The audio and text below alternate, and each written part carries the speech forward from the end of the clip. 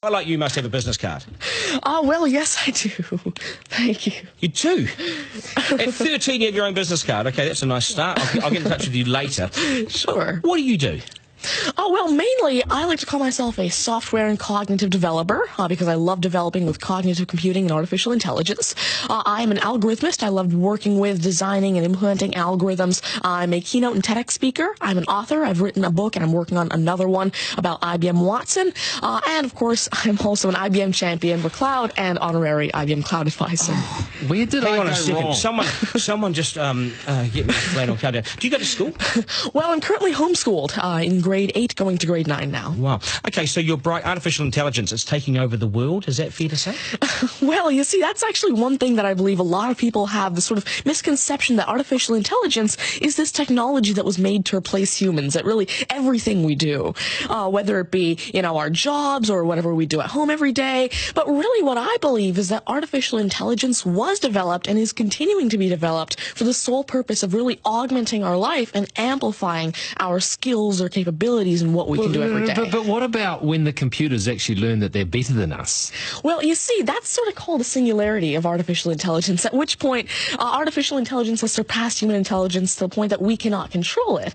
But really what I believe at this point, artificial intelligence, I won't go into the details right now since we're limited on time, but the thing is right now, artificial intelligence itself as a technology is so foolable and so primitive that either A, we won't reach that singularity point, or B, if we do, it's a very long ways off. Do you understand that, Mark? No.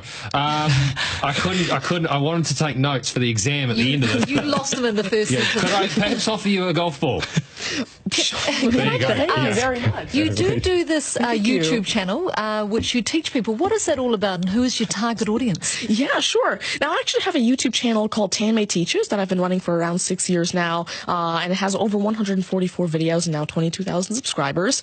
And so on it, I love to teach about computing, really programming, these algorithms that I develop, machine learning especially, math, science, and especially technologies like IBM Watson. Because, of course, I like to share my knowledge because I realize that there's this lack of resources for people to learn about technologies like AI, which is why I absolutely love sharing my knowledge through, of course, these YouTube videos, the books that I'm authoring, the keynotes that I have, and really Watson comes in here in such a great way because Watson allows me... What's Watson? Sure. Mark thinks he's a golfer, but what is Watson? Now, IBM Watson is essentially a cognitive system that allows developers to incorporate cognitive and machine learning into their applications without having to code in the actual intelligence. And what this means is that, of course, right now, really one of the main reasons developers aren't incorporating more machine learning into their apps is because it's so hard to do. It's really difficult to incorporate intelligence because... Has the I'm going to take this somewhere else, this interview. Has the Homeschooling Association of the World got hold of you as their front person? Well, there is actually a Homeschooling Legal Defense Association, I believe, HSLDA, in Canada, and I actually had a keynote for them last year in Niagara Falls. You're the poster boy for homeschooling, aren't you? Well, I did have a keynote for them, and I talked a lot about the advantages of homeschooling and why it's great for kids who want to go into different and really targeted subjects. Okay, I want to get right down to business now. When did you realise you were bright and smarter than most? Well, I originally started coding when I was 5 with simple languages like Fox Pro and Batch. But eventually, at 9 years old, I had my very first iOS app accepted into the Apple App Store called T-Tables. But did your mum and dad do something to you between 0 and 5? They plug you into the wall? What did they do to you? At 5, you were Are you smarter than your mum and dad, by the way?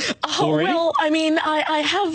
my dad used to work as a computer programmer, but he used to work with, simple, regular programming languages like Fox Pro, Batch, a little bit of C, etc. But you see, now I'm really interested in artificial intelligence and how it can actually be implemented on all these different platforms. You'd be a nightmare to teach. You'd be an absolute nightmare to teach, wouldn't you? Because you'll be smarter than the lecturers. I never ever want to get in an argument with you, ever. But I would like to see you on a quiz show because I think you would nail that. Well, you see, there is one thing that I've been working on, and it's essentially an app called Ask Tanmay, an NLQA system. And so essentially, it's a system that can take your natural language questions and answer them for you using Watson and artificial intelligence. And actually, the original reason why I made Ask Tanmay, there's an Indian version of the Who Wants to Be a Millionaire show called KBC, which I originally wanted wanted Ask Tanmay to play. So it's that actually ties in quite a bit with what I wanted to do. It's nice to see you. Do you get because you're homeschooling? You wouldn't go to school dances and things like that, would you? School socials and things. Do you get them? Well, I actually used to be regularly schooled until grade 6. Right. Then I became homeschooled, and so of course I still do have my This is friends still from a school. victory for public schools. Take that golf ball Yep. and bring it back to me when you've actually worked out a way in which it'll always go straight. Because I think you could do it.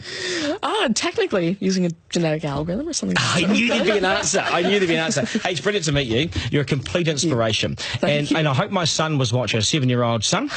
Message to Buster Garner, you got work to do, mate.